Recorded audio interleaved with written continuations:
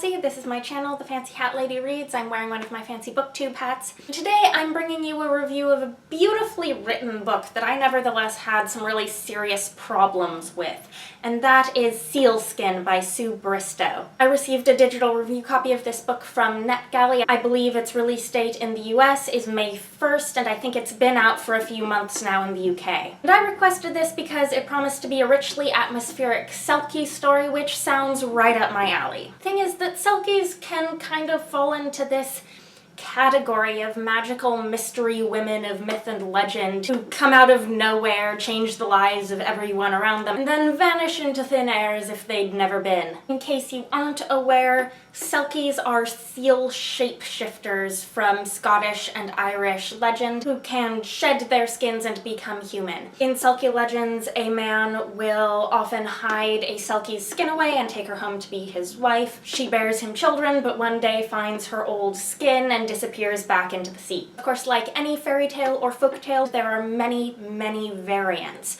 but this is the basic structure that Su Bristow is working with in her novel. So yes, it can be a problematic premise, but the same could be said with a whole lot of the stories that I read retellings of all the time. And part of what draws me again and again to this sort of retelling is that I generally like how creative, modern authors can bend these old story elements into something new and really exciting. Unfortunately, Su Bristow's debut novel rendering of the Selkie legend failed to do that for me pretty miserably. We follow Donald, a young insecure fisherman who lives alone with his mother in a small town in an unspecified place and time.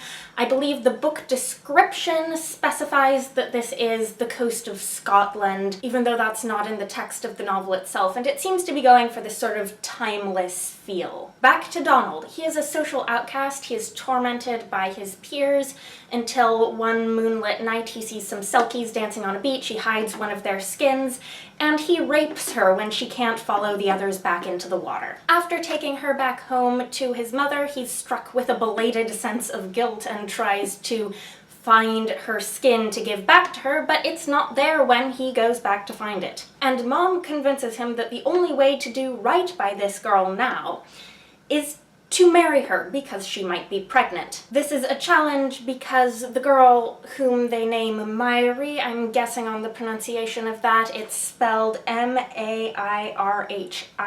I googled it but can't find any authoritative pronunciation. She cannot speak, and it is unclear whether she understands the concept of human marriage well enough to consent to this sudden wedding. So, like, yikes. But even though our mysterious Selkie girl undergoes an extreme adjustment to life among humankind and frankly seems to thrive, she becomes a valuable member of the community and seems to come to love Donald as well. Her journey is not at the center of this book. It's Donald's transformation that the book is most closely concerned with. His determination to give her the greatest chance of happiness in the life he unthinkingly forced upon her forces him in turn to emerge from his shell and take up an active role in the community as a family man. And while the author is superficially clear that Donald and his mother have done an awful thing to Mairi, they do repeatedly over the course of the book acknowledge their own wrongdoing. The fundamental narrative structure of the book rewards Donald for his actions in the long term, with his newfound confidence and purpose in life, because he's actually such a nice guy and he's the character we're supposed to be identifying with in this book.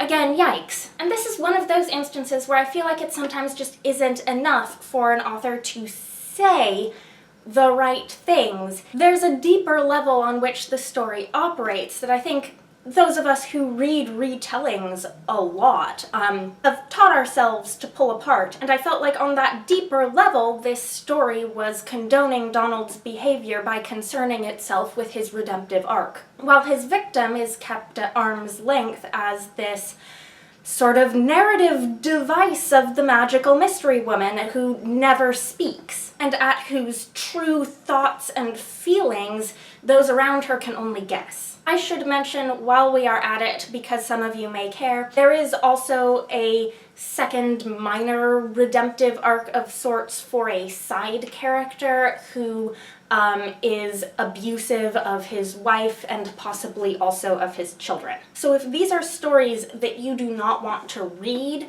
you are probably going to want to stay away from this book no matter how beautiful it sounds. But as I was reading this book, it was hard for me to stay actively angry at it for any length of time because the writing is just truly really, really lovely. It ebbs and flows in gentle waves, and it's easy to just fall under the spell of its warmth and its loving portrayal of flawed people in an imperfect community. One of Bristow's themes is clearly forgiveness, seeking it, granting it, and finding it in unexpected places. But ultimately, I couldn't quite find it in my heart to forgive this book for the way it handled its source material, because there really are ways to tell Selkie legends that aren't centered around the personal growth of sensitive, misunderstood rapist dudes. Trust me on this one, I have seen them. Now, it strikes me as possible that contrary to appearances, I might not actually be the target readership of this book. It's quite possible that the intended readership is going to be a more literary fiction readership that, maybe hasn't heard of Selkies before. I think there will be elements of the story, particularly the ending, that have more of an emotional shock value if you don't know Selkie stories and you don't know what's coming. It's also possible that a literary fiction readership will approach the troubling content of this book from a different angle than I did as a fantasy reader. But I also know that you guys, the people who choose to watch me on YouTube, are overwhelmingly fantasy readers like myself, since that's what I've been reviewing on my channel, at least lately. And I think a lot of my viewers are also people who are really going to care about the portrayals of rape and abuse in fiction, and are going to therefore want to know these things about a book before picking it up. So I gave Sealskin 2 out of 5 stars. It pains me that such a really competently, masterfully written book